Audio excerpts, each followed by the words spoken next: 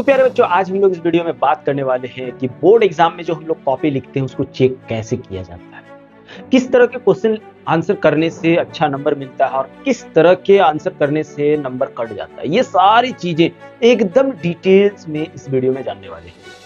तो सबसे पहले हम लोग बात करने वाले हैं दोस्तों कि एग्जाम जो होती है बोर्ड एग्जाम, एक सेंटर, बोर्ड एग्जाम होने के लिए एक सेंटर तैयार किया जाता है। वहां पे हम लोगों को जाकर के क्या करना होता है, एग्जाम देना पड़ता है दोस्तों। उसके बाद जैसे ही हम लोग एग्जाम देते हैं, एग्जाम देने के बाद कॉपियां क्या होती है, कॉपियां टीचर के द्वारा कलेक्ट कर लिया जाता है।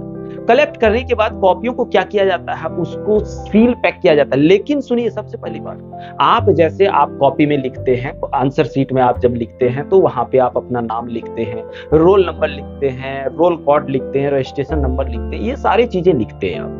लेकिन क्या होता है जानते हो, जैसे उसका सील पैक होता है ना दोस्तों, उसको जब पैक किया जाता है, सील बंद पैक जब किया जाता है तो वो सभी चीजें फाड़ ली जाती है, जिसमें आपका नंबर हो, आपका रोल कोड हो। यानी वहां पे क्या होता है, बोर्ड उसमें क्या करता है, उसमें एक सीक्रेट कोड लगाया जाता है।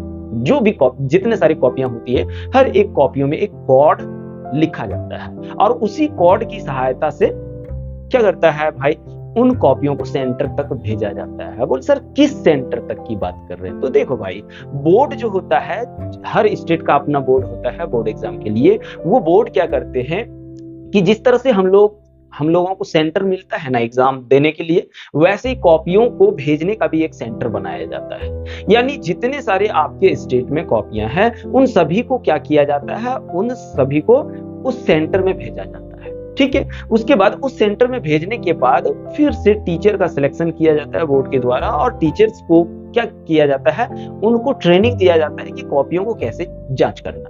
जब ट्रेनिंग दिया जाता है, ट्रेनिंग देने के बाद टीचर्स को यह भी बताया जाता है कि इस क्वेश्चन के लिए स्टेपिंग मार्किंग है, इस क्वेश्चन के लिए इतना नंबर देना है, अगर इस तरह से लिखता है बच्चे को तो इतना नंबर काटना है, अगर इस तरह से लिखता है तो फिर उसको सारा नंबर दे देना है। और क्या करता है, राइट साइड में जो बॉक्स बना हुआ होता है, उस क्वेश्चन, उस आंसर का नंबर वहां पे बैठाया जाता है। लेकिन भैया एक चीज याद रखना, कॉपियां जो होती है, टीचर्स क्या करते हैं, उसको जांच करते हैं। और एक बात फिर से बता दे रहा हूं मैं, वही टीचर चेक करते हैं। जैसे हिंदी का टीचर हिंदी की कॉपियां चेक करती हैं, उसके बाद आपका क्या बोलते हैं, हिस्ट्री का हिस्ट्री वाले, साइंस का साइंस वाले, हर स्ट्रीम का अलग अलग टीचर्स होते हैं। वो सभी क्या करते हैं, कॉपियां जब चेक करने के बाद अलग से नंबर काउंटिंग के लिए, नंबर गिनने के लिए, मार्क्स जो दिया जाता है उसको गिनने के लिए एक अलग से आदमी रखा जाता है, ताकि गड़बड़ी ना हो। टीचर्स चेक भी करेंगे, गिनेंगे तो गलती हो सकती है। और उन सब चीजों को बहुत अच्छे से, उन सब नंबर्स को, उन सब मार्क्स को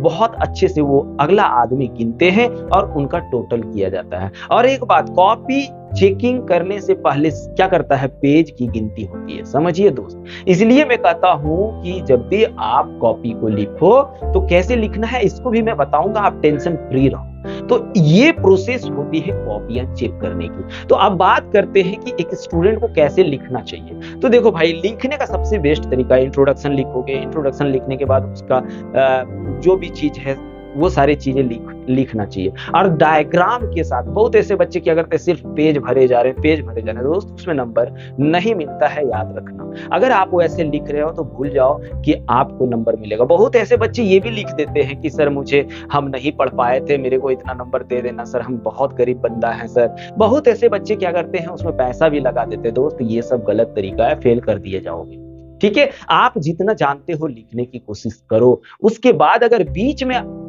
कुछ थोड़ा मोड़ा ये वो लिख देंगे तो चलेगा। लेकिन याद रखना दोस्त, बहुत ऐसी कॉपियां जो होती है उसको दोबारा भी चेक किया जाता है। खास करके जिस बच्चे का नंबर थोड़ा ज्यादा आ जाता है ना, उन कॉपियों को दोबारा भी जांच किया जाता है। इसलिए बोल रहे दोस्त, थोड़ा अच्छा से लिखने की कोशिश करोगे, जैसे तैसे लिख के कोई फायदा नहीं होने वाला है दोस्त। इसलिए बता रहा हूं, इस तरह से कॉपियां चेक होती है, ध्यान दीजिए दोस्त। ठीक है, और एक बात क्या करते हैं बच्चे कि नंबर कहां और कटने की चांसेस होती है कि इस पेज में लिखा, आंसर कंप्लीट नहीं हुआ, दूसरे पेज में चला गया। वैसा देखो भाई, अब फिर तू क्वेश्चन लिख लिया, तीसरे में थोड़ा लिख के इस पेज को खत्म करने के बाद दूसरे पेज में नहीं, अगर थोड़ा पेज बचा हुआ है और आप नेक्स्ट क्वेश्चन लिखना चाह रहे हैं, क्वेश्चन का आंसर, तो इसमें मत लिखो, दूसरे में जाकर के लिखो। ठीक है, और ध्यान पूर्वक मेरे दोस्त हाईलाइट करिए, जहां इंपॉर्टेंट होगा वहां पे हाईलाइट कीजिए, टीचर्स को ध्यान जाए, टीचर को आकर्षित करिए, इतना खूबसूरत लिखने की कोशिश करिए। आपको पता होगा दोस्तों, खूबसूरत चीजों को देखा जाता है, गंदे चीजों को नहीं देखा जाता है। इसलिए आप कोशिश करो अच्छे से लिखने की, समझे भाई? कोशिश करो, क्योंकि कोई टीचर नहीं चाहता कि आपको फेल करा जाए।